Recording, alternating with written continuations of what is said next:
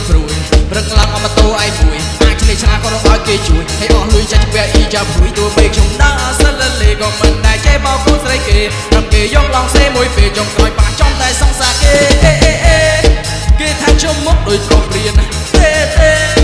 ឯនេះរងសង្សារមួយមានពេលជួបស្រីរៀងទៀតជុំស្ដាប់តែពុះលីងហៅអែទៀតគាត់ឈ្មោះពុះចម្រើនគាត់មានពុនច្រើនឮថាគាត់ប្រើថ្នាំបោកលៀនកុំសន់ណាខ្ញុំបានត្រឹមតែមុំអូនបោកចិត្តណាធ្វើលីងទេប្រូថាទុំប្រូដូចជាមិនណាឮពីនេះហើយអូយឈឺដូចទៅត្រូវដងអិនឲ្យខ្ញុំខូចចិត្តខូចគាត់ចាស់ចិត្តរំឌីស្កូ